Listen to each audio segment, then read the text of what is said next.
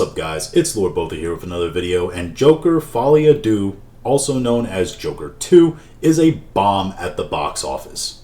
Well, we talked about all the speculation, right? The pre-release ticket sales and all that, what it could mean for the actual opening of the film, etc, etc, all the bad press it was receiving, the negative Rotten Tomato scores amongst both critics and audiences, and all of it has come stunningly true.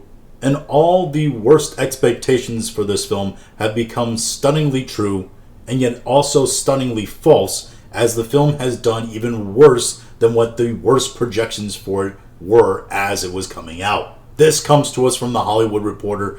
Joker box office shocker. Folie A Deux bombs with $40 million opening after receiving D cinema score. Todd Phillips' sequel, Joker Folie A Deux, bombed in its box office debut with an estimated domestic opening of $40 million, well behind expectations after becoming the first Hollywood comic book movie in history to earn a D cinema score from audiences, which is pretty impressive in itself when you consider all of the latest pieces of dog crap that the Marvel Cinematic Universe has put out. Everything from Ant-Man Quantumania. Tell me what to be.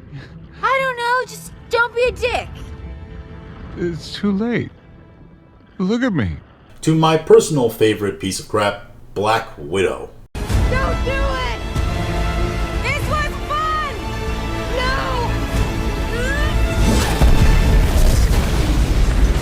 It's also important to note that this film cost more than 3 times as much to make at $190 million, probably about around $200 million actually. And they downgraded this film's tracked opening continuously over the past few months. And just 3 weeks ago, they thought this film was going to open to $70 million domestic. The people tracking these targeted film openings are about as bad as pollsters in the 2016 election. Overseas, Joker 2 opened to $81 million, in line with expectations for a global debt of $121 million.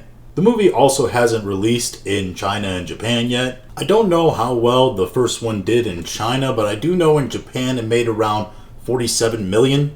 So they might add some significant totals, but it's yet to be seen. The culprit behind the unfortunate turn of events? Terrible word of mouth. So this is what they're blaming the poor sales of this film on. Just people saying that it's terrible. And quite honestly, they might be actually onto something here.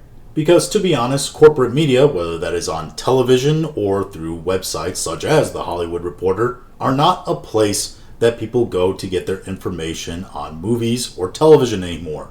There are 3 main places that people go that they trust. They go to social media, they go to YouTubers that they trust, film critics on YouTube, all that, and they go to their friends who have already seen the film.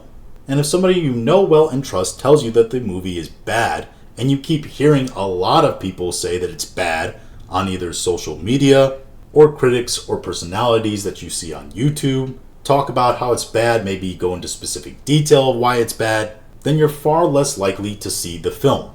Period. Word of mouth from friends and other people that you just know, I think is honestly the most trusted source of news around film and television these days especially. And there's a general sense that you know the buzz around a movie when it releases, whether it's positive or negative.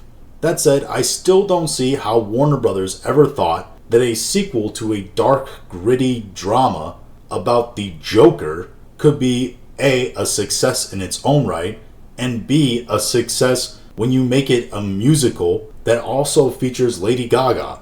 Speaking of those word-of-mouth reviews, here in this article it states, just as worrisome as the D cinema score are terrible exit scores on post-track, with audience giving it a half star out of 5, similar to the early scores of Francis Ford Coppola's Megalopolis, which bombed in spectacular fashion last weekend with $4 million after earning a D cinema score. This thing comparatively now is there with Megalopolis in terms of what people think of it. That's bad. That's really bad. That could, dare I say it, be end careers bad. So it makes sense why Todd Phillips says he's not making another one and thinks his time is done in the DC universe. So what did we learn here? Well, we learned that the previews of this movie in terms of its sales were accurate to where it was going to land, in the garbage. It will be interesting to see whether or not the bombing of this film has any impact on other non-DC Universe films like the Batman series, to which a very successful television show, The Penguin, is running right now, or whether it will affect Warner Bros. And DC's desire to make anything outside of the scope of James Gunn's universe, beyond even just the Batman. But those are just my thoughts on all this. If you have your own thoughts, go ahead and leave them in the comments. If you liked this video, go ahead and like, share, and subscribe. If you didn't like this video, appreciate you watching all of it, and we'll talk to you again later.